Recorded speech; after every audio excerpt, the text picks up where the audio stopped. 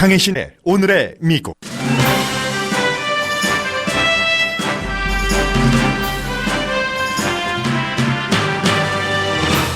오늘 새벽 산타크루즈 섬에서 스쿠버 다이빙 보트에 불이 나서 34명이 행방불명됐습니다. 숨진 사람도 있고 구조된 사람도 있습니다. 강도 5의 위력으로 바하마를 강타한 허리케인 도린이 플로리다 쪽으로 북상하고 있습니다. 현재 강도는 4로 낮아졌고 조지아주와 캐롤라이나를 거쳐 버지니아 남부까지 허리케인 영향권 안에 들어갈 것으로 예상됩니다. 텍사스주에서 7명을 총격 살해하고 숨진 용의자는 사건 전 몇 시간 전에 해고된 것으로 밝혀졌습니다. 의회와 대통령은 다시 총기 규제안을 말하지만 통일된 안은 아니고 통과될 가능성도 장담하기 힘듭니다. 중국과 미국이 양국 수입품에 대한 새로운 관세 부과를 시작했습니다. 동시에 무역 협상도 이어간다고 밝혔지만 긍정적인 전망은 별로 없어 보입니다. 미중 무역전쟁으로 한국과 일본이 받는 경제 타격이 눈에 띌 정도가 됐다고 월스트리트저널이 보도했습니다. 미국은 이미 부분적으로 경기 불황에 들어갔고 특히 지난번 트럼프 대통령에게 선거인단 표를 준 4개 주에서 모두 고용이 줄어들고 있다고 이코노미스트가 보도했습니다. 존 볼튼 국가안보보좌관이 북한 이슈에서부터 아프가니스탄 이르기까지 대통령과 의견이 너무도 달라서 더 이상 함께 가기 힘든 관계로 알려졌습니다. 한국 장관급 인사청문회에서 자유한국당 오선 의원이 싱글인 여자 후보에게 아기 낳는 국가 의무를 안 했다는 비난을 하자 미국에서는 별일도 다 있다는 뉘앙스로 보도합니다.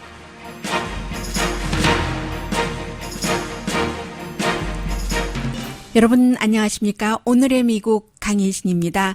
네, 제가 헤드라인 마지막에 이제 또 다른 그 인사청문회를 말씀드렸는데 미국에서는 아직까지는 그 조국 법무장관 후보자의 하긴 이번은 청문회가 아니죠. 기자회견에 대해서는 얘기하지 않고 있습니다. 아마 그러나 지금도 국회에서 더불어민주당에서 사회를 보고 지금 계속 기자회견이 이어지고 있는데 이 내용에 대해서는 내일쯤 완전히 기자회견이 끝나고 나서 여러 가지 내용들이 미국에서도 언급하는 언론이 있지 않을까 생각이 됩니다. 어찌 보면 이제 끝난 뒤에 시간이 지나고 나서 조금 더 그 정돈된 의견을 내일쯤 미국 언론에서 만약에 보도를 한다면 오늘의 미국에서 전해드리겠고 미국에서 전하지 않으면 오늘의 미국에서는 한국 뉴스를 전할 때도 늘 그 미국 뉴스의 보도를 바탕으로 하기 때문에 못 전해드리겠습니다만은 아마 미국 언론에서 보도를 할 겁니다. 그리고 지금 속보부터 전해드리겠습니다. 스쿠버 다이빙 보트 오늘 새벽 로스앤젤레스 시간으로 3시 30분이었습니다. 산타크루즈 섬 채널 아일랜드 국립공원에서 20마일 떨어졌고 로스앤젤레스에서는 60마일 떨어진 그곳에서 스쿠버 다이빙 보트에 타고 있던 사람들 보트에서 불이 났습니다. 34명이 행방불명됐고 5명이 구조됐습니다. 5명은 모두 승무원이고 일부 승무원은 치료를 받았고 지금 뭐 해양 경비대 벤투라 카운티 그쪽이기 때문에 전부 모든 동원될 수 있는 전문가들이 동원이 됐는데 새벽이었고요. 39명이 타고 있었습니다. 5명이 구조됐기 때문에 구조된 그 전원 승무원이고요. 구조되지 않은 모든 사람은 현재 행방불명인데 지금 그 화면을 보면은 그 75푸트 길이의 이 배가 현재는 완전히 뭐 다 타버린 물 위에 그런 이제 흔적 정도 어느 정도의 그 정도만 남아 있기 때문에 물론 이제 스쿠버 다이버들이었기 때문에 어쩌면 일부는 수영을 해서 해안에 있지 않을까 이런 그 희망을 가져보는 사람들도 있고 그러나 불이 나기 시작한 게 새벽 3시 30분이었기 때문에 새벽 3시 30분은 특별한 경우를 빼고는 전부 잠을 잔다고 볼 수 있겠죠. 그리고 이 잠을 자는 칸은 아래층에 있기 때문에 뭐 한 3층 정도로 돼 있다고 들었는데요. 아래층에 있기 때문에 잠자다가 일어난 불에 대비해서 나와서 수영을 하고 그 해안으로 대피한 사람이 얼마나 있겠는가. 지금 이제 그런 그 추정 같은 것은 나오고 있습니다. 그리고 사건이 일어나고 나서 안개가 굉장히 많이 끼어 있었던 그 3시 30분이면 깜깜한 때잖아요. 그래서 지금 모르는 상태고 이게 노동절 연휴고 오늘이 노동절입니다. 그래서 이 스쿠버 다이버들이 토요일부터 사흘 원래 오늘 오후에 돌아올 것으로 예정이 돼 있었는데 스쿠버 다이빙을 하러 갔다가 지금 그렇게 된 겁니다. 전문가들은 탈출하기는 좀 힘들었을 것이다. 왜냐하면 아래 칸에서 잠을 자고 있었기 때문에 라고 얘기를 합니다. 벤츄라와 산타바바라 카운티의 경계에 있는 곳에서 사건이 발생을 했고 이 배 이름이 컨셉션이네요. 구상 뭐 내지는 뭐 어떤 아무튼 그 컨셉션이라는 배고 그 산타바바라에 있는 트루스 어쿠아릭 수상 스포츠 이런 회사에서 운영하고 있는 그런 그 스쿠버 다이버들이 타고 있는 배였습니다. 여기까지가 이제 전부 그 기자회견들을 많이 했거든요. 아침에 나온 얘기입니다. 그리고 지금 플로리다주는 허리케인을 맞을 준비를 하고 있습니다. 다행히 그 바하마에서는 어제 굉장히 강했다고 하죠. 완전히 그 바람 소리가 제트기의 엔진 소리와 같았다라고 사람들이 얘기를 했었는데 허리케인 강도가 5였고 지금 이제 그 플로리다 쪽으로 오는데 약간 그 플로리다 쪽 원래 예상했었던 것보다는 조금 떨어진 해안 쪽으로 가는 것 같고 현재로서는 아마 그 허리케인 강도가 4 정도로 해서 도린 이 허리케인이 플로리다에 당도할 때 지금도 좀 약해졌고요. 그러나 항상 허리케인의 눈이라는 것은 약해졌다 강해졌다 어떤 때는 방향도 조금 바꾸죠 해서 알 수 없고 현재의 그 예측이 그렇다는 얘기입니다. 그리고 오늘의 미국을 조지아주 특히 아틀란타에서 많은 분들이 듣고 계시는데 이번 이 허리케인의 영향권 안에 이 조지아주도 당연히 들어갈 것으로 예상이 되고요. 사우스캐롤라이나 그리고는 이제 조금 더 북쪽으로 가서 버지니아주의 남쪽까지도 영향을 받을 것으로 예상이 됩니다. 오늘 저녁쯤에 플로리다주 해안에 도착을 할 것으로 보이는데 아직은 뭐 플로리다 해안이 굉장한 그 바람이 분다던가 그런 것 같지는 않고요. 그런데 다시 말씀드리지만 이 허리케인의 그 컨디션이 바뀔 수도 있다는 것 전해드리고요. 플로리다주 하면은 제일 아래쪽에 동쪽 아래쪽에 이제 그 허리케인의 경로로 볼 때는 마이애미가 있고 조금 위에 올랜도가 있고 잭슨빌 그리고는 이제 그 사바나 뭐 이런 형태인데 지금 모두 뭐 준비는 하고 있습니다만 텔레비전을 보면은 해변에서 리포트를 하고 있는 텔레비전 기자들 별 큰 그 바람이라든가 파고가 높이 차고 올라오는 그런 뒷배경은 아닙니다. 그런데 어쨌든 이번 이 허리케인이 1980년대의 허리케인의 알렌 이후 가장 큰 허리케인이 될 수도 있다. 강력한 파괴력이요. 그런 그 가능성은 아직도 남아 있습니다.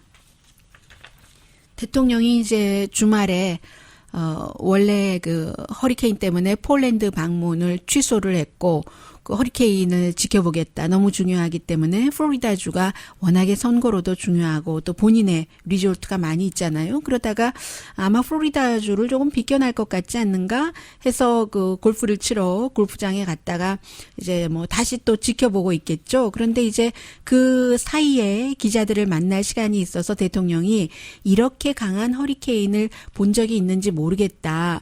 그 당시에 이제 허리케인 5라고 얘기를 했었을 때요. 그렇게 얘기를 했는데 사실 트럼프 대통령이 되고 나서 허리케인 5가 이미 3번이 왔었습니다. 허리케인 얼마가 있었고 마리아 푸에르토리코예요. 그리고 허리케인 마이클도 있었고 이번이 만약에 지금 현재 상태로 4로 올지 5로 올지 모르겠습니다만 5로 오면은 허리케인 그 4번째 강도 5가 되는데 대통령은 내 평생에 허리케인 5는 들어보지 못했다. 이렇게 얘기를 했고요. 아무튼 그렇습니다. 그래서 이제 허리케인은 항상 많은 서부의 로스앤젤레스, 캘리포니아의 경우에는 동부 플로리다나 또 조지아주에서 이 방송 듣고 계신 분들이나 캐롤라이나주 그런 지역에서 살고 계시는 분들의 그 마음이나 현실을 완전히 공감은 못하고 짐작하고 할 뿐입니다만 저희는 또 항상 그 지진의 위험성, 실제로 지진도 겪고 있기 때문에 여러분들의 심정만은 도와드릴 수 있는 일도 없습니다만 심정만은 마음만은 가까이 가고 있다는 것, 로스앤젤레스에 살고 있는 사람들도요. 그런 점 말씀드리고요. 그리고 토요일에 또 총격 사건이 있었습니다. 텍사스주에서 지금 용의자가 36살이고 경찰과 총격전을 벌이다가 경찰이 사살했습니다. 무기는 역시 AR, 이 전쟁터에서 쓰는 사람을 살해하기 위해서 만든, 대량 살상을 하기 위해서 만든 그런 무기였고, 이 사람이 이제 텍사스의 지난번은 엘파소였잖아요. 텍사스의 미들랜드와 오데사는 한국 분들도 가시기도 하는데, 그러니까 완전 도시는 아니죠. 이 두 곳, 15마일 떨어진 이 지역에서 이제 총격 사건을 일으켰는데, 본인은 차에 타고 있으면서, 먼저 신호등에서 완전히 차가 멈추기 전에 어떤 경찰 당국이요. 이런 사람들을, 당국자를, 법 집행자에게 총을 쏘고 사람들에게 쏘고 해서 7명이 숨졌고 22명이 다쳤는데 17개월 된 그 여자 어린 아기는 오케이랍니다. 아주 머리에 빨간색 리본을 메고 있는 게 얼마나 예쁘고 앙증스럽고 말 그대로 천진무고한 모습으로 보이는데 이 어린이는 지금 안전하고요.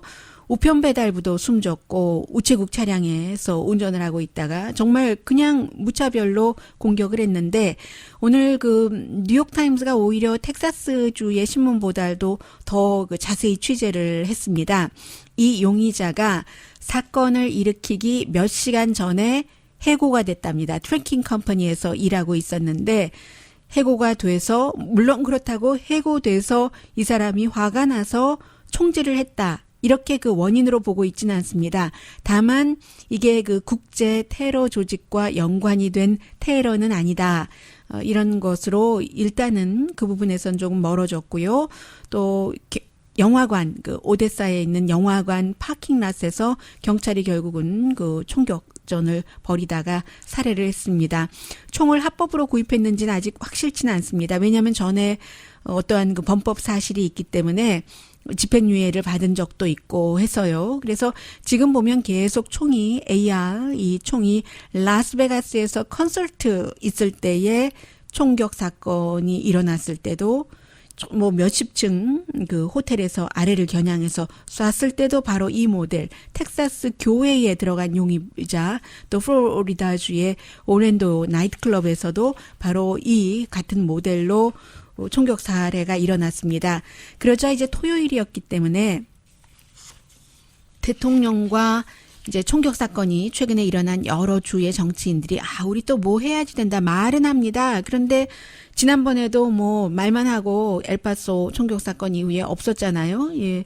민주당 측에서 8월 달에 휴가 가기 전에 이것부터 처리하자 했는데 공화당이 상원에서 다수당이기 때문에 미치 매코넬 공화당의 원내대표가 전혀 움직이지 않았고, 그렇게 해서 트럼프 대통령도 신원조회 하지 했다가 지금 강한데 뭘 해? 했다가 여전히 신원조회 살아있어? 이렇게 얘기를 했다가 어제도 또 아주 의미 있는 총기 규제안에 관심이 있다고 얘기는 했어요. 얘기는 했는데도 또 정신건강이 더 문제라고 얘기하는 등 좀 대통령의 발언은 총기 규제에 있어서 왔다 갔다 하기 때문에 신뢰하기가 이미 힘들고요.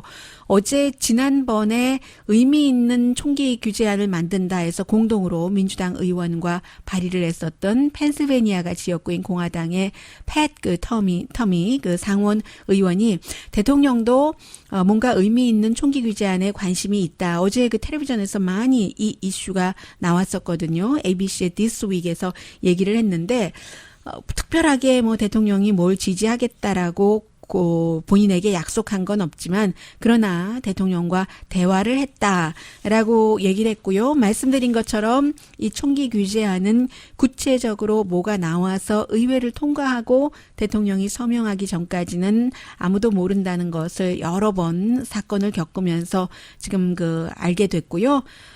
강한 신원조회가 대량 총격 사건을 막지 못한다. 정신 건강이 문제다. 이게 이제 대통령이 최종적으로 레이티스트로 한 말입니다. 어제 한 말이었습니다. 그래서 이제 오히려 분명해지는 것은 국토안보부 장관 대행이 케빈 메갈린 대행이 어제 역시 ABC의 This Week에 출연을 해서 미국의 테러 방지 전략이 있잖아요. 이 테러 방지 전략에서 최근에는 국제적인 테러리스트를 더 앞에 놓는 게 아니라 미국 내에 이렇게 대량으로 총으로 전쟁터에서 쓰는 그런 총으로 사람을 숨지게 하는 이 국내의 테러에 더 집중을 하고 있다. 이렇게 얘기를 하고 있고요. 그리고 이제 정치인들을 믿을 수가 없다는 것을 자세히 보여주고 있습니다. 전에 플로리다의 주지사였던 공화당의 릭 스캇. 이 사람이 본인이 플로리다 주지사였을 때 파클랜드에서 총격 사건 하이스쿨에서 일어나서 어린아이들이 굉장히 이제 총기 규제를 하자는 말하자면 액티비스트가 됐잖아요. 팍스뉴스의 진행자와 싸우고 이러면서 그때는 본인이 주지사였기 때문에 총기 규제를 통과시키기를 바란다. 이렇게 많이 얘기를 했었거든요. 그래서 레드 플래그 로라고 해서 법원이 총기를 갖고 있을 때 위험한 사람, 본인이 자살을 할 수도 있고 남에게 쏠 수도 있고 그런 사람의 손에서 총을 빼앗아야지 된다. 법원이 결정을 해서 이런 것을 강하게 지지를 한다고 했습니다. 그 당시에는. 그리고 지금 연방 상원 의원이 됐잖아요. 어제 말하는 것 보니까 태도가 달라졌더군요. 백그라운드 체크 정도는 지지를 하지만 그렇게 강력하게 이런 정도였고요. 그에 비해서 피터 오로케라는 텍사스가 지역구이고 테드 크루즈 상원 의원에 도전을 해서 졌던 이 피터 오로케 전 텍사스주의 하원 의원은 지난번에도 텍사스에서 총격 사건이 일어났을 때 대선 지금 민주당의 예비선거 후보니까요. 캠페인을 중단하고 이 총기 이슈에 집중을 했는데 이번에도 역시 마찬가지였고 훌리안 카스트로라든가 이런 사람들 민주당의 예비선거 후보들은 총격 사건이 일어난 뒤에 이번에야말로 총기 규제를 해야지 된다 하는 목소리 많이 높였고요. 원래 미국에서 94년부터 2004년까지는 이 같은 AR 모델을 금지시켰었는데 금지를 이제 10년씩 이렇게 했었습니다. 10년을 했었습니다. 그 당시에. 그리고 또 10년을 연장할 수 있었는데 그때가 2004년이었으니까 이제 공화당이 다수당이었었던 때잖아요. 또 조지 부시 대통령이었었던 때고 그래서 일반인들에게 이렇게 전쟁터에서 쓰는 AR 모델의 총을 팔면 안 된다 하는 이 금지안이 연장되지 못했습니다. 그래서 지금 사람들이 합법적으로 살 수 있고 합법적으로 이 같은 총을 산 뒤에 굉장히 많은 사람들이 쉽게 1분 안에 30초 안에 숨져가고 있습니다.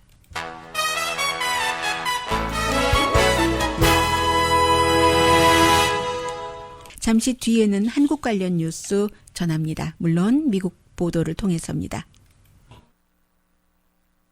라디오 서울 방송 오늘의 미국 듣고 계십니다. 저도 사실 오늘 미국이 노동절입니다. 그런데 이제 새벽에 늘 제가 새벽 4시에 일어났는데 그 전에 오늘 청문회가 시작이 됐잖아요. 조국 법무부 장관 청문회.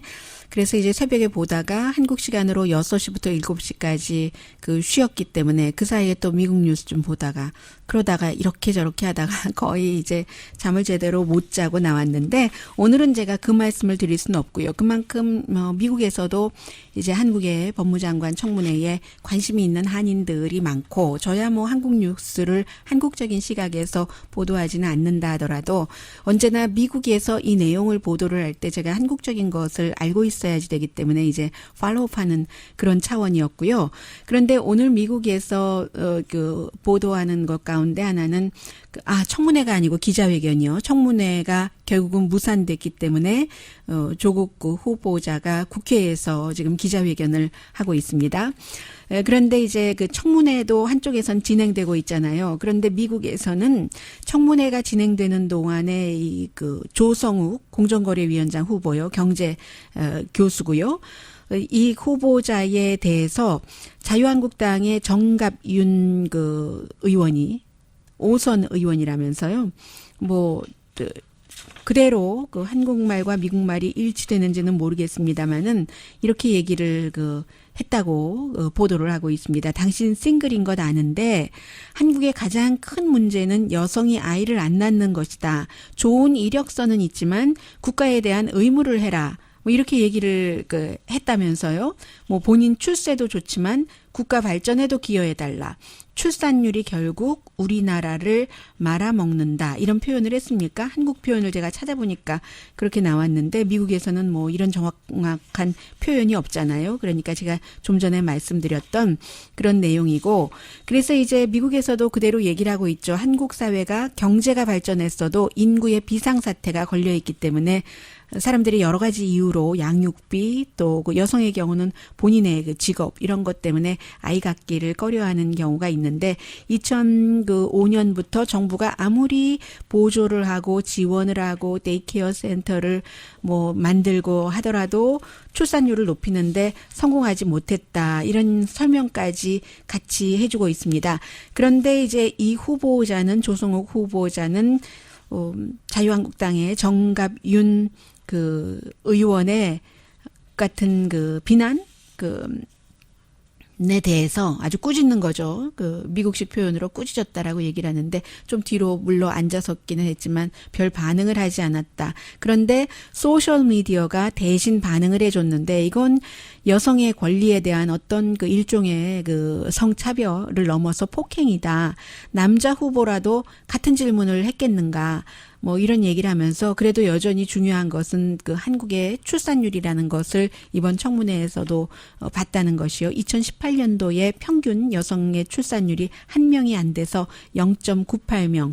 그런데 이제 한국이 지금 2.1명은 돼야지 경제 같은 것도 유지가 된다는 걸 설명을 해주는데 인구가 적고 잘 사는 나라들도 있죠. 그러나 그런 나라들은 땅이 크다든가 아니면 땅은 작아도 자원이 많다든가 아니면 사회 시스템이 오래전부터 잘 마련돼 있다든가 산업체의 성격이 다르다든가 관광 자원이 너무 많아서 세계에서 다 간다든가 유럽 쪽에 많잖아요. 그런 나라들. 그런 것이 있기 때문에 한국의 경우는 지금 한국 국내에서 보거나 해외에서 보더라도 어쨌든 2.1명 정도는 돼야지 여기까지 올라온 경제를 유지하고 더 발전할 수 있는데 그런 내용까지 보도를 하고 있는데 그럼에도 불구하고 정치인이 당신 아이 안 낳잖아.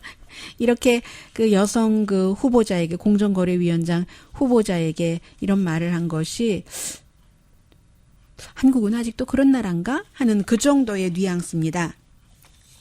그리고 이제 문재인 대통령이 지금 동남아시아 순방을 시작을 했죠. 그런데 이제 태국에 가서 제일 먼저 지소미아 한일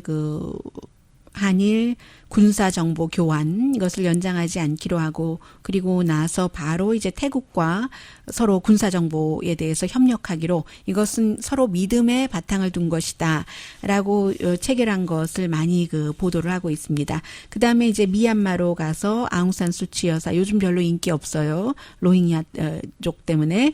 그리고는 라오스로 가면은 라오스는 한국 대통령으로서는 처음 가는 거고 여기에서 왜 미국 언론도 포커스를 두고 있느냐면은 지금 동남아시아에 가서도 문재인 대통령이 11월 달에 부산에서 아세안 회의, 아시안 동남아시아 국가연합체 회의가 열릴 때 김정은 위원장이 참석해주면 좋겠다. 이런 얘기를 했기 때문에 이제 주목을 하는 것이고 그리고 역시 비슷한 시기인 지난 주말에 북한의 리용호 외무상이 9월 달에 열리는 UN 회의에 북한 외무상이 와서 연설을 하잖아요. 몇 년 전에 트럼프 대통령이 강하게 파이어 앤 퓨어리 북한을 다 디스트로이 시켜버리겠어. 북한 정권이 아니라 노스 코리아를 그런 말을 했을 때 내가 미국 대통령이 하는 것과 똑같은 수준으로 하겠다고 엄청 호통치는 연설을 했었던 리용호.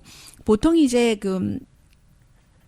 대통령이 연설을 하거나 총리이거나 아니면 이제 그에 준하는 뭐 이런 사람이 하는데 이번에는 리용호가 오지 않고 북한에서 유엔 주재 그 대사가 연설을 한다고 하니까 이게 바로 9월 달에도 적어도 그 김정은 위원장 이외에 책임이 가장 크다고 할 수 있는 리용호와 미국의 마이크 폼페오 국무장관이 만나지 못하게 되겠구나. 이 점에서 굉장히 주목을 했고요. 그 사이에 뭐 리용호뿐만이 아니라 이제는 그 아래서 일하는 최선희 같은 경우도 굉장히 마이크 폼페오를 비난을 했고 우리 지금 다시 생각하고 있다라고 하니까 주말 사이에 북한과 미국과의 어떤 협상 같은 것은 트럼프 대통령이 말하는 것보다는 어려워지고 있구나. 지금 그런 것을 고스란히 느껴볼 수 있는 매체의 전문가들은 그런 며칠이었고요.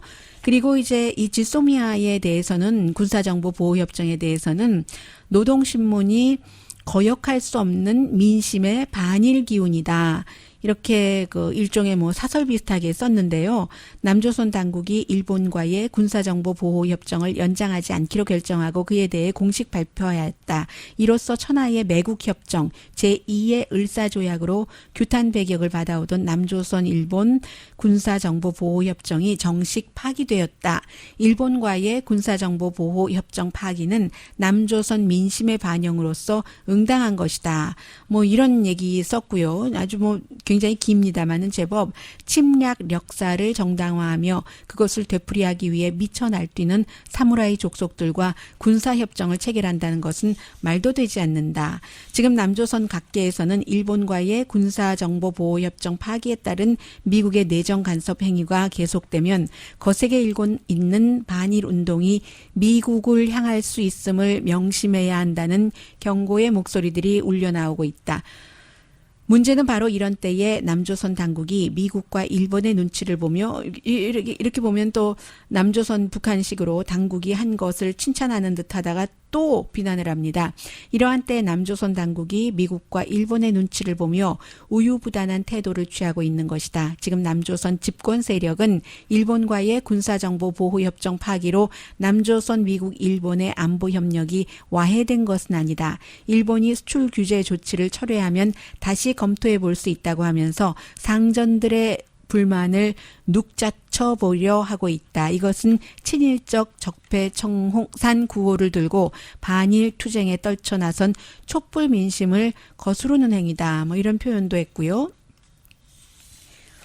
한국이 아닌 다른 나라에서 특히 이제 이 일본과의 군사정보 보호 협정을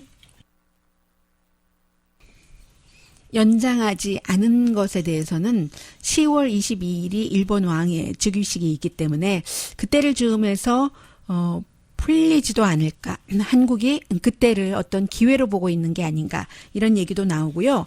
그리고 이제 잠시 뒤에 이 내용을 좀 전해드리겠습니다. 어찌 보면 며칠 전에 뉴욕타임스가 보도를 했던 것처럼 한국과 일본의 지소미아는 지소미아고요. 무역 전쟁 같은 경우는 이게 사실은 깊이 들어가면 들어갈수록 한국과 일본이 모두 너무 큰 마이너스고 그게 수십 년 동안 연결되어 왔던 거기 때문에 완전히 지금 이 순간 이 상태에서 이혼을 해버리면 두 나라 경제에 장기적으로 마이너스가 되기 때문에 이혼을 할 수가 없다.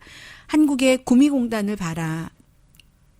거기 일본 회사들이 지어지고 있고 하는데 그게 도대체 완전히 지었던 것을 파괴하고 그럴 수 있는 수준이 아니다라고 얘기를 하면서 오히려 한국과 일본은 미국과 중국의 무역 전쟁 때문에 굉장히 지금 당장으로서는 더 큰 타격을 받고 있다는 그런 보도들이 나왔는데 오늘 아침에는 역시 월스트리트저널도 거기에 대해서 또 한 번 리마인드를 시켜주고 있습니다. 잠시 뒤에 전합니다.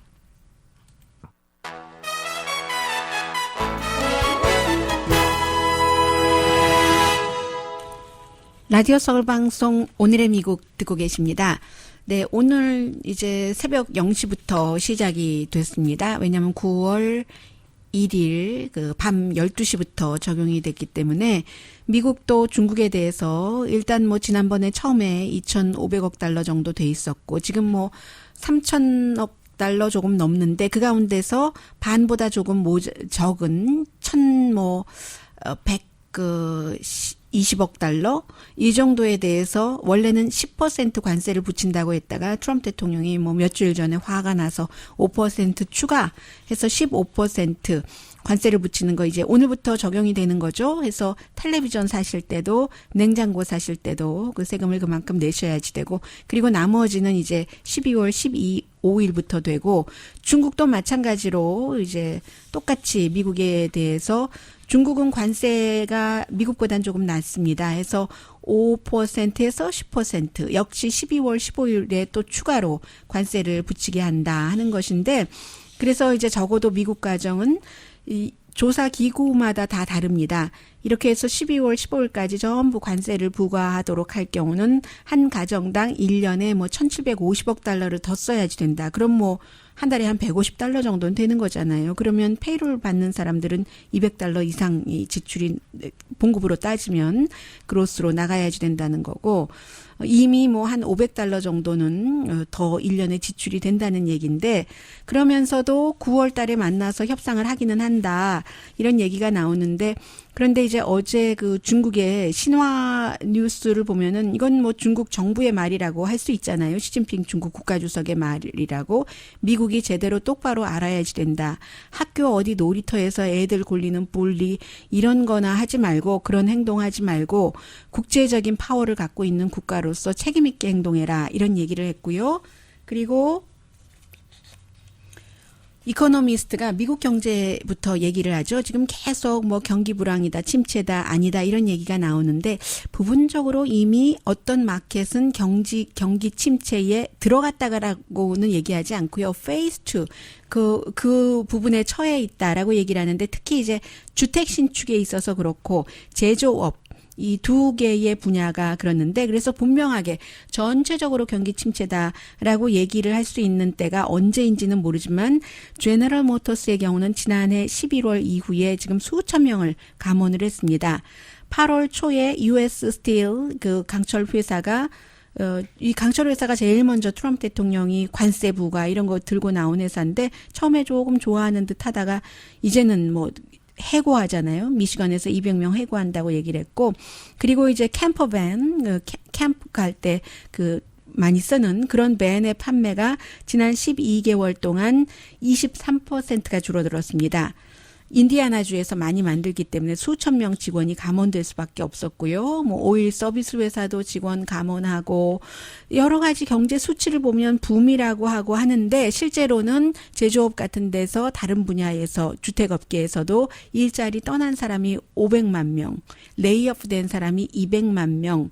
그래도 뭐 경기 침체로 비틀거린다고 말할 수 있는 형편은 아니지만 코너이긴 하다라는 얘기를 합니다. 경기 침체라는 게 일반적으로 말할 때는 그 모든 경제 활동이 줄어들고 수요가 줄어들고 거의 모든 분야에서 이럴 때를 얘기를 하잖아요. 그런데 이제 어떤 부분은 더 심하고 분야는 어떤 분야는 오히려 뭐 괜찮을 수도 있고 그리고 속도가 더 빨리 오고 늦게 오고 모든 다운턴은 다 그 다를 수가 있지만 그러나 이제 그 오일 값에 영향을 미치고요. 미국의 경기 침체의 사이클은 지금까지 보면은 통화 정책에 많이 그 따라가는데 통화 정책을 이제 타이트하게 하고 이럴 때 이자율 올리고 뭐 인플레이션 막기 위해 그런데 어쨌든 지금 그 부동산 시장이 뭐 어떻게 될지 그 주택 투자가 내려가기 시작하니까 비싼 주택도 안 팔린다고 하고 사실 그 주택 시장은 시장 고용이 최고였을 때가 2006년도 2008년, 9년도에 그 닷컴 붐으로 시작된 또 이상한 파생 상품 주택시장 내려가고 할 때잖아요. 그 전, 그러니까 경기 불황이 오기 1년 반, 2년 전에가 항상 그 시장, 그 주택시장이라든가 모든 시장이 고용이 최고였다는 거죠. 그리고는 항상 올라가면 내려오니까 피크다 하면은 이게 내려갈 수도 있겠구나. 항상 내려가기 직전에 아름다운 피크이기 때문에 그런 점을 쭉 설명을 하고요. 또 그 페드가 연방준비제도가 이자율을 7월 달에 내렸고 9월 달에 또 내릴 듯 보이지만 그로 인해서 바이어가 빨리 반응을 하면은 경제가 좋아질 수도 있지만 지금 그다지 그렇게 보이지 않는다는 거죠. 그래서 주택 시장은 뭐 이자율 내렸네? 그럼 집 좀 사볼까? 한다 하더라도 제조업이 너무 별로이기 때문에 게다 대고 이자율을 언제까지 내릴 수는 없으니까 이게 참 그 달러 가치가 올라가기도 하고 요즘에 그럴 때 다른 세계 시장에서 수출 경쟁력이 없어지고 또 이제 자동차나 전자제품 같은 것은 비싸니까 사람들이 조금 분위기가 이상하다 하면 사기를 꺼려하잖아요.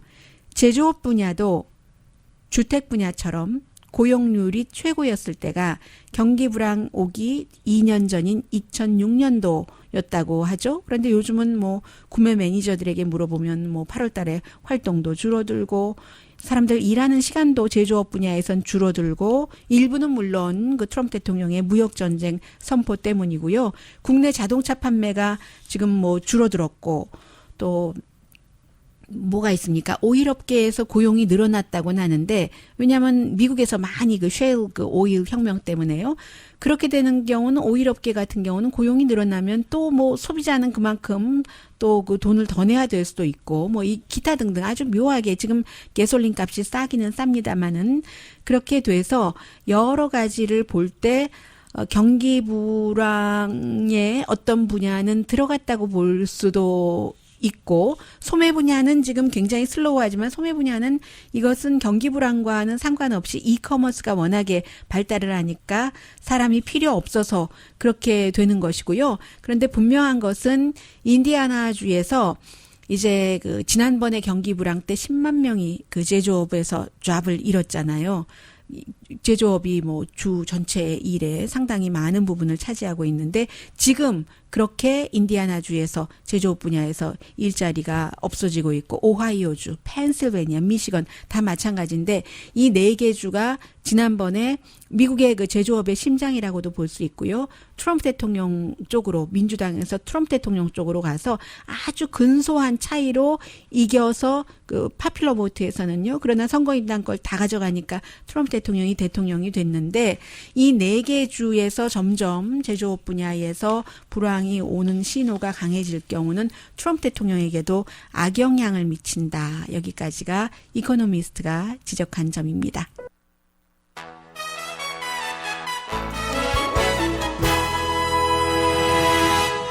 라디오 서울 방송 오늘의 미국 듣고 계십니다. 네, 존 볼튼 국가안보 보좌관이 지난번에 그 트럼프 대통령 그 뉴저지 골프장에서 탑 안보 그 보좌관들끼리 미팅을 했는데 대통령이 거기에 있었을 때요. 사람들이 존 볼튼을 껴주지 않으려고 했었답니다. 왜냐하면 사사건건 그 반대를 하고 그리고 회의 끝나고 나면 언론에 많은 것을 흘리기 때문에 지금 그 미국 매체에서 보도하기를 워싱턴 포스트의 보도입니다. 존 볼튼이 losing and leaking이다 이렇게 표현을 하는데 사람들 사이에서는 그 신뢰를 잃어가고 그리고는 이제 바로 그것을 새 나가게 한다. 리킹.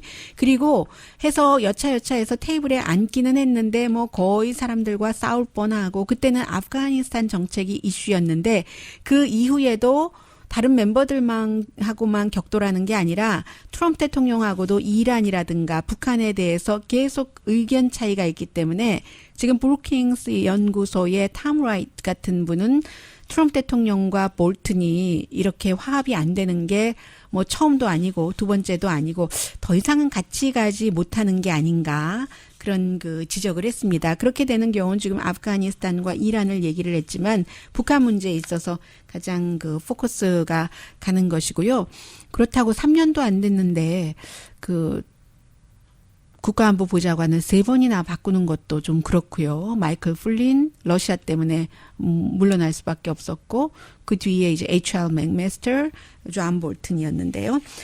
네, 중국과 미국과 중국과의 무역 전쟁 때문에 한국과 일본이 굉장히 힘들어진다. 이제 어떠한 그 대가를 치르게 됐는데 중국이 이웃이라는 이유로 특히 이제 하이텍 장비 제조업 같은 것에 그렇다 해서 한국이 그 수출이요. 뭐 중국에 대한 수출 자체도 그 뭐 굉장히 그 줄어들었고 뭔가를 수출하는 것 자체가 이게 이제 모두 다 미국과 중국과의 전쟁과 무역 전쟁과 연관이 있는데 또 미국에 대한 수출도 부분적으로 줄어들 수밖에 없고 왜냐하면 중국에서 만들면 일본도 마찬가지예요. 이 중국에서 만들면 메이드 인 차이나가 되기 때문에 메이드 인 차이나가 돼서 미국으로 오면은 관세 오늘부터 또 15% 추가로 붙었고 그럼 물건값이 비싸지면 경쟁력이 좀 줄어드는 거고 해서 한국도 지금 전체 수출이 줄어들고 있고 일본도 제조업에 대한 지출도 줄어들고 있고 2년 만에 처음이군요. 그런 식으로 해서 참 예상하기가 지금 힘들다라고 지적을 하고 한국은 그렇잖아도 한일 무역 전쟁도 치르고 있고 일본 측에서도 마찬가지고요. 그렇긴 한데 특히 하이텍 같은 경우는 이제 재료를 아주 애매하잖아요. 재료를 일본에서 수입해서 중국 공장에서 만들어서 미국에 수출을 하고 일본은 뭐 자동차 부품 같은 것을 또 수출하는 것과 연관이 되고 한국은 반도체를 수출을 하는데 만들 때 인건비가 싸니까 중국에서 만드는 경우가 굉장히 많고요. 해서 지금 제조업계가 전반적으로 다 수축되고 있는 것이고 7월 달에 일본의 한 회사는 야마토 홀딩이라는 회사는 중국 관련해서 3천만 달러를 7월 한 달 동안 손해봤다고 하는데 지금 아직까지는 분명한 그림을 볼 수는 없다고 얘기를 하고요.